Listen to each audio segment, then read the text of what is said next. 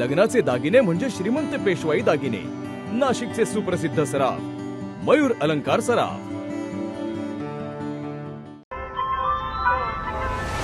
ताज्या बातम्यांसाठी नाशिक न्यूजच्या YouTube चॅनलला सबस्क्राईब करा आणि बेल आयकॉनला प्रेस करा.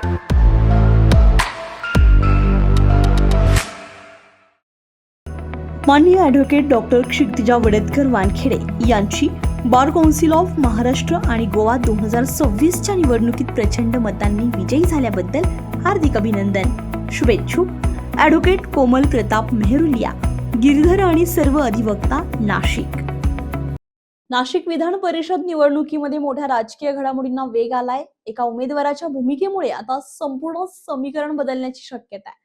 मनधरणी झाली की दबाव टाकला गेला आणि या सगळ्यानंतर अखेर नक्की काय ठरलंय पाहूयात. नाशिक विधान परिषद निवडणुकीच्या पार्श्वभूमीवर अपक्ष उमेदवार गोकुळ गीते यांच्या भूमिकेकडे सर्वांचंच लक्ष लागलेलं होतं. त्यांच्या पाठिंब्यासाठी मंत्री गिरीश महाजन आणि मंत्री उदय सामंत हे गीते बंधूंच्या निवासस्थानी दाखल झाले. यावेळी महायुतीचे उमेदवार नरेंद्र दराडे आणि आमदार किशोर दराडे हे देखील उपस्थित होते. दरम्यान गीते बंधूंची मनधरणी करण्यात आल्याची चर्चा रंगत असतानाच गोकुळ गीते यांची माघार मनधरणीतून झाली की दबाव तंत्रातून असा प्रश्न उपस्थित केला जातोय. विशेष म्हणजे एका सरकारी पत्रामुळे या चर्चेंना अधिकच उधाण आलंय. गीते निवासस्थानी समर्थकांची जोरदार घोषणाबाजी पाहायला मिळाली आहे. अभी नहीं तो कभी नहीं, गोकुळ दादा आगे बढो अशा घोषणांनी परिसर दणाणून गेला होता. यानंतर मंत्री उदय सामंत, मंत्री गिरीश महाजन, गीते बंधू, दराडे बंधू आणि स्थानिक पदाधिकाऱ्यांमध्ये महत्त्वाची बैठक पार पडली आहे. बैठकीनंतर संयुक्त पत्रकार परिषद घेण्यात आली आहे आणि यामध्ये गोकुळ गीते यांनी महायुतीचे उमेदवार नरेंद्र दराडे यांना पाठिंबा जाहीर केला आहे. या संपूर्ण घडामोडीनंतर गोकुळ गीते यांनी नेमकं काय म्हणलंय ऐकूयात त्यांची प्रतिक्रिया. घ्या आणि मला इतकं जे मी बोललो साहजिक आहे ना, माझ्यासोबत महायुतीचे लोक आहेत, तो विषय त्या ठिकाणी संपलेला आहे. माझ्या बाजूला सगळे महायुतीचे लोक बसलेले आहेत.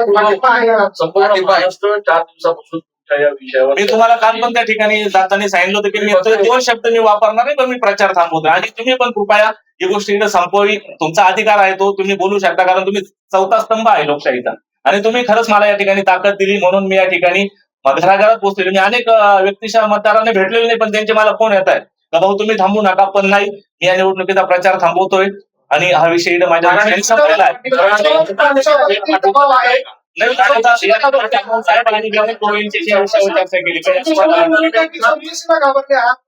नाही, मी कुठल्याही चौकशीला घाबरलेलो नाही. तुम्हाला पण माझा स्वभाव माहित आहे. मी विधानसभेची पण निवडणूक राष्ट्रवादी पार्टीकडून आपण लढवली होती, ती अंगावर घेतली होती. त्यावेळेस सत्ताधारी पार्टी आपल्या समोर होती, तरी त्यावेळेस तुम्ही सगळे साक्षीदार आहात.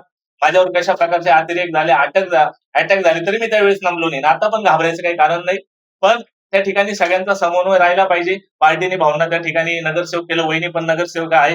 तुम्ही आता लोक म्हणतील का अगोदर तुम्हाला कळलं नाही का, पण कार्यकर्त्यांचा रेटा होता आणि या मतदारसंघात प्रचंड अशी नाराजी होती ती या दोन्ही माणसांना लक्षात आलेली. त्यांना समज दिलेली आहे. आपण पण विचारलं आतमध्ये, पण मी त्यांना ते सांगितलं की आमदार म्हणून त्या ठिकाणी लोकांच्या नजरेत आपण चांगल्या पद्धतीने उतरा. 2-2 आमदार काय आपल्या घरात आहे आणि लोकांचे कामं करा. आम्हाला बाकी काय, आमच्या माध्यमातून आम्हाला लोकांचे कामं करायचे, तुमच्या माध्यमातून करा, बाकी काही नाही. दराडेंना तुम्ही थेट पाठिंबा देऊन त्यांच्या प्रचार गणेश भाऊ आणि बाकी आमच्या वहिनी त्या ठिकाणी आहे आणि बाकीचे प्रश्न तुम्ही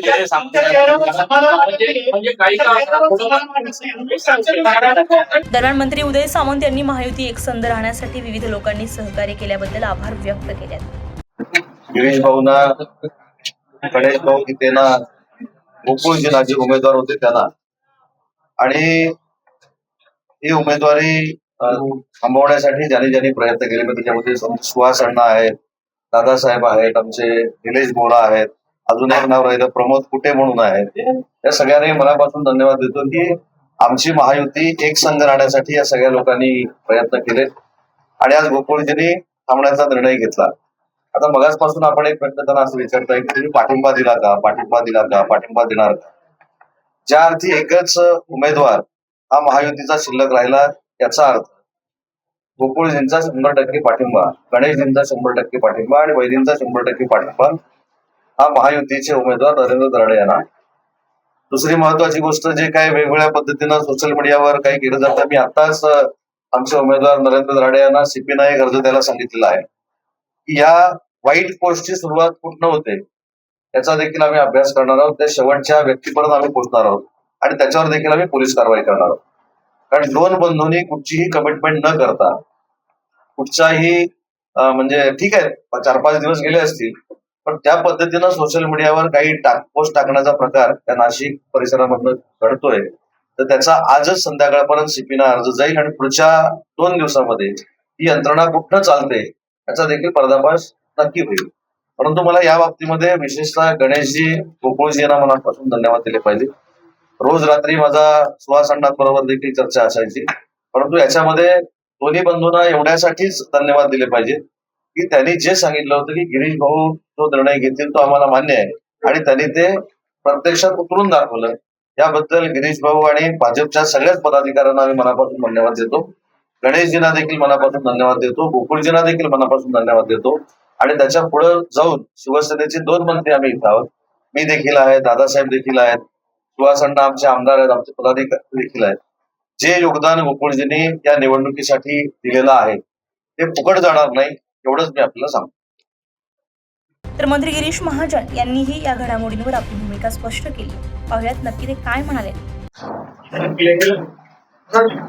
मला पॉलिटिकल ड्रामा म्हणता येणार नाही, पण शेवटपर्यंत जरा ओढाताण चालली ती गोष्ट खरी आहे. 17 ठिकाणी आम्ही विधान परिषदेच्या निवडणुका लढतो. त्यापैकी 6 ठिकाणी निवडणुका बिनविरोध झाल्या आहेत.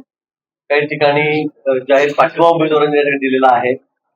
तसंच नाशिकला सुद्धा थोडं उमेदवारी इथे जागा जी आहे ती शिवसेनेला गेलेली आहे, शिंदे साहेबांच्या गटाला गेलेली आहे.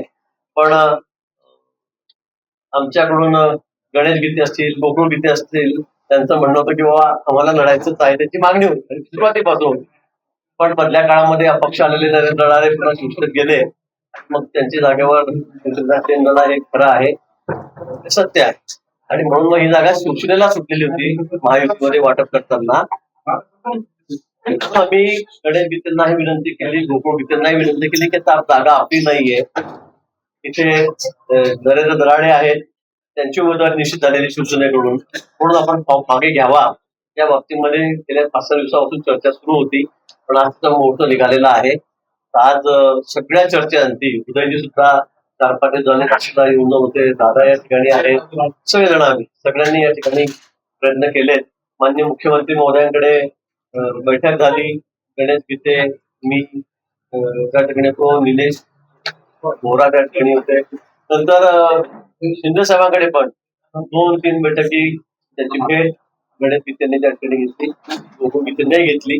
आणि त्यानंतर मग आज निर्णय झालेला आहे आपण उमेदवारी मागे घ्यावी आणि महायुतीचे जे उमेदवार आहेत नरेंद्र दराडे त्यांना बहुमताने निवडून द्या. त्यांची तशी मागणी नाही की आमचं काय का पुढे काय काय देणार का, पण निश्चित आपल्याला माहिती आहे वजनदार नाव आहे गीते बंधू म्हणजे नाशिक जिल्ह्यामध्ये, नाशिक शहरामध्ये गेल्या अनेक वर्षापासून ते नगरसेवक आहेत.